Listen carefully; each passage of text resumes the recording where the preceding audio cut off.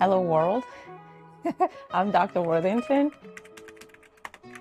I am a double board certified psychiatrist, first in general psychiatry and second in psychosomatic psychiatry. I've been a practicing psychiatrist for about 10 years. My work has really led me to ketamine-assisted psychotherapy, which is going to be the focus of this podcast. So generally, this podcast is really going to be about contemplating new ideas of healing, new strategies of healing, not about trying to create a fix or trying to find an answer, but really about holding ideas, trying to look at them from different perspectives, and really having breath and space as we talk about ketamine-assisted psychotherapy.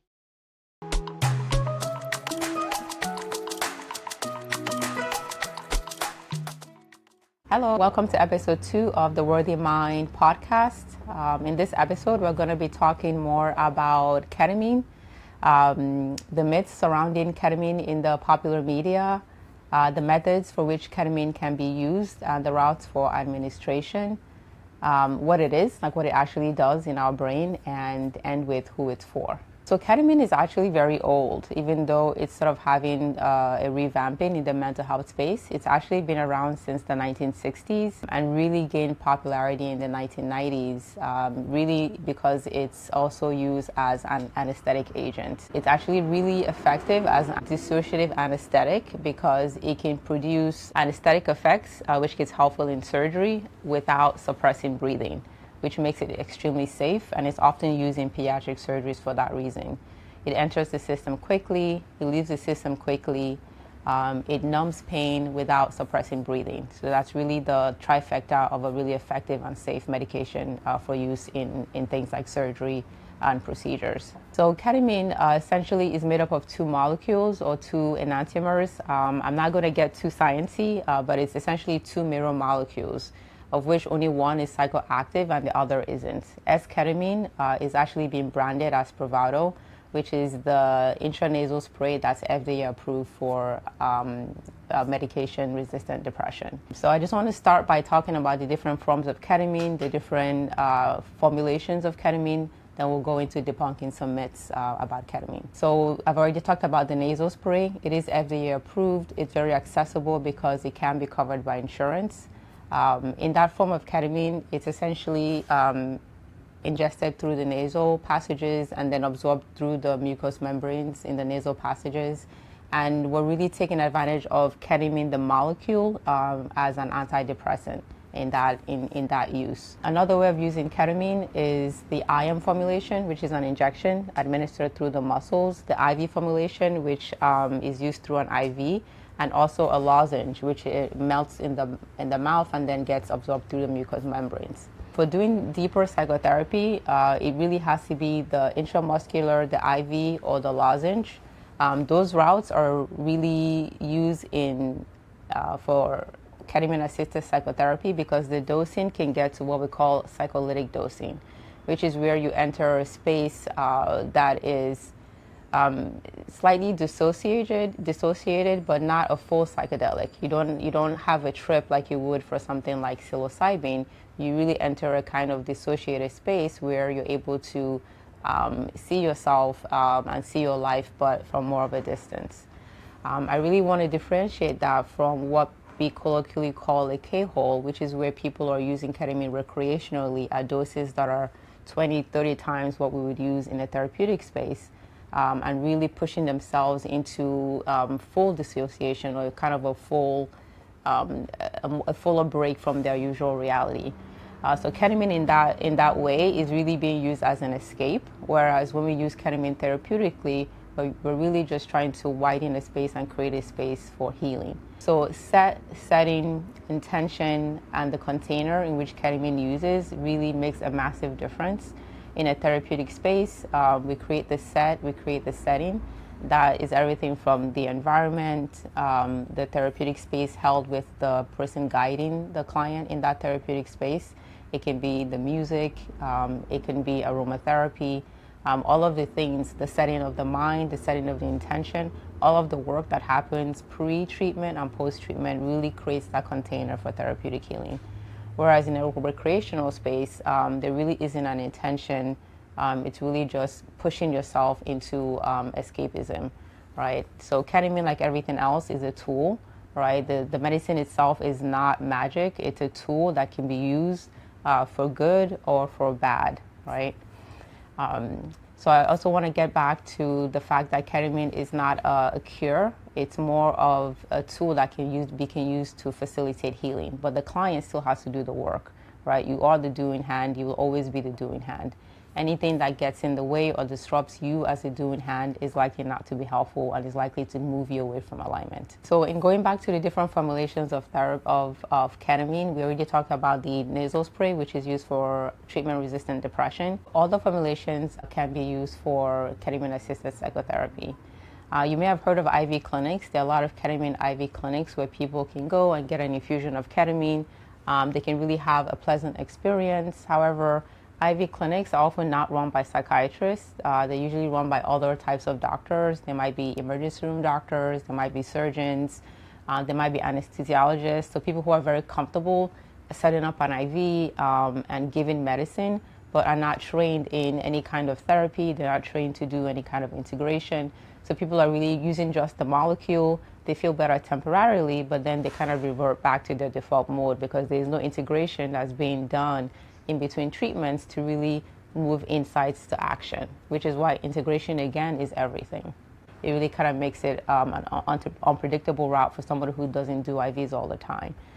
With the lozenges, the medication is really held in the mouth for about 10-15 minutes. It gets absorbed, and then 15 minutes later, it's sort of gently moving into the dissociative space, or what we like to call the psycholytic dosing, which is where you're aware of your environment, you're aware of everything that's going on around you, but you're almost having a kind of live daydream, right?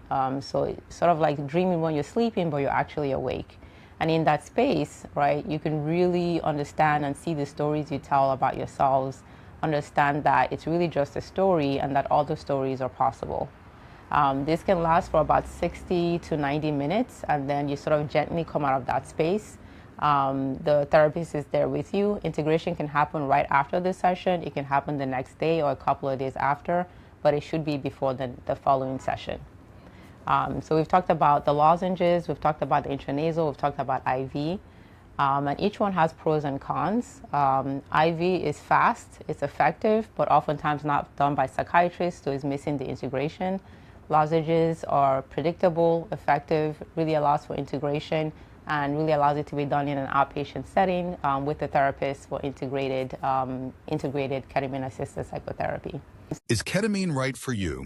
Let's find out now with our free quiz. Do you experience depression, anxiety, or stress that doesn't go away? Have you tried several treatments, therapies, and medication without success?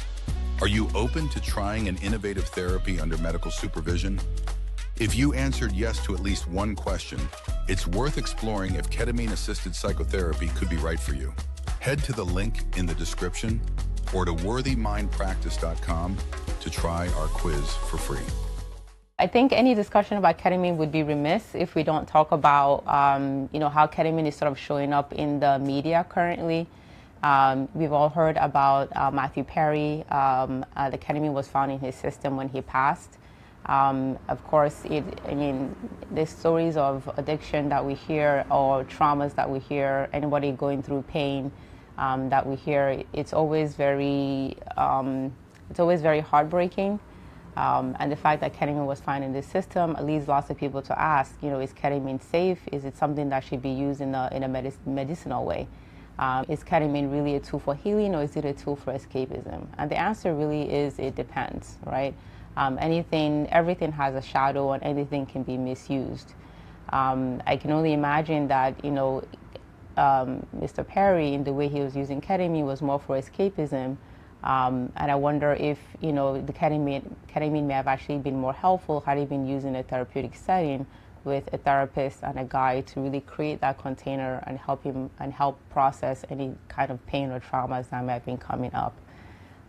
So again, ketamine was found in his system, but it can lead to things like renal failure. It can become physically harmful, and it can be dangerous when used in that way. More recently, ketamine has also come up around the Sean Puffy Combs trial. Again, it's sort of the interplay between power and unprocessed trauma now being mixed with ketamine being used in a recreational way also leads people to question, again, this negative association with ketamine. Is it something that can be helpful, or is it something we need to stay away from? And again, ketamine used in that way really can be harmful, right? Really kind of creating this separation between your mind and your body. And in that space, people can be harmed.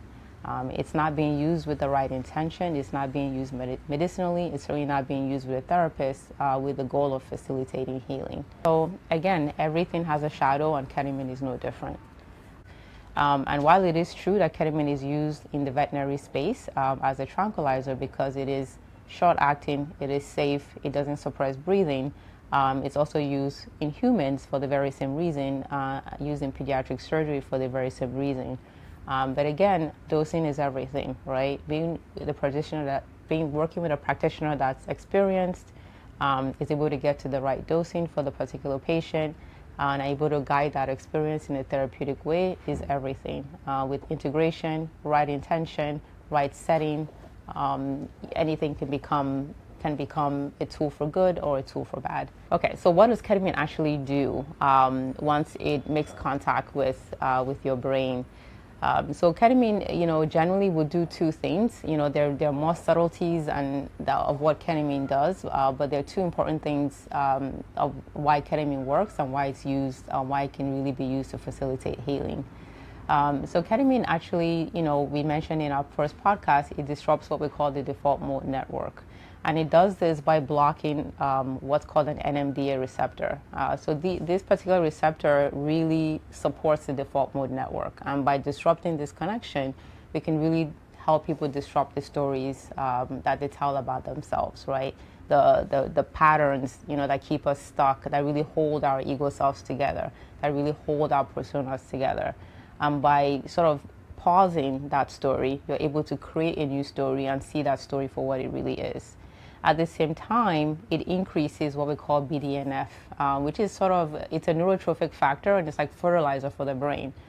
So you can sort of imagine, you go to a therapist, or, and you're trying to create new pathways, right? But your brain is almost like a soil, right? That hasn't been toiled in quite a while. It's a little bit dry. It doesn't have any fertilizer.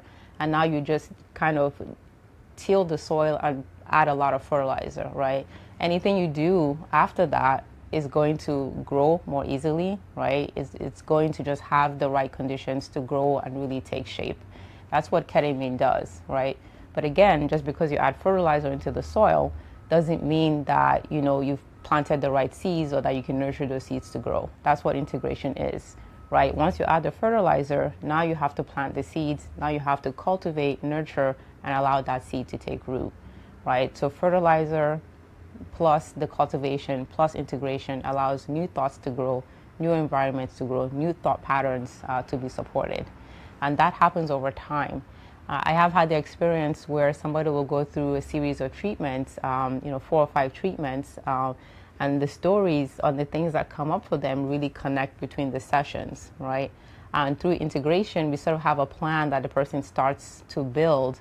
But it's really the beginning, right? The integration and the change creation, the action really continues to happen even after the sessions, right? So we're now 3 months, 6 months post ketamine treatments, and we're still integrating, we're still building, we're still taking action, right? So it really becomes a point of inflection, right, between the you that came into treatment that may have been stuck and the new that's created afterwards, and that new you just continues to flourish.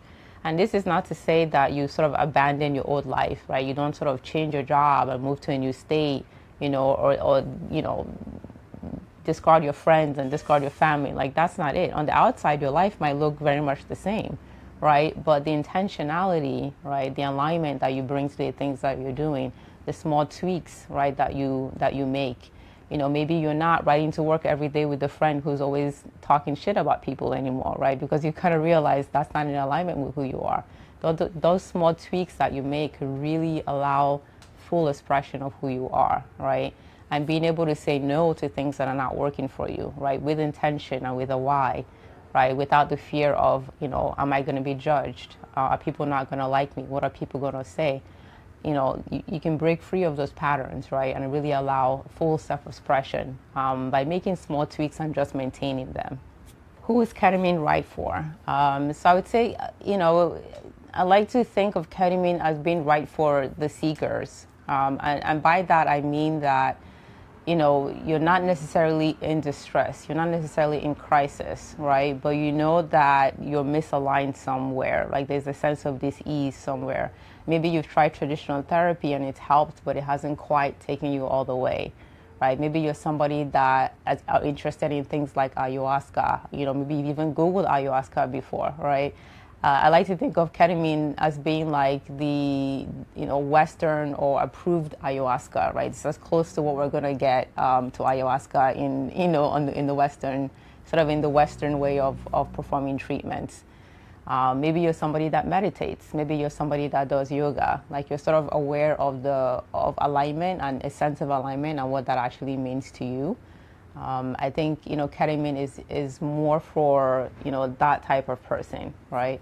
And which is not to say that ketamine cannot be helpful with somebody who's not spiritually aware. It can be.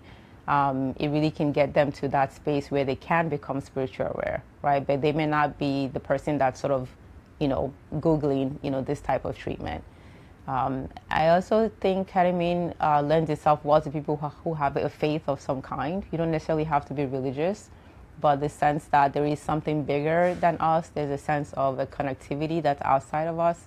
I think ketamine can really strengthen that connection and really make that connection more real.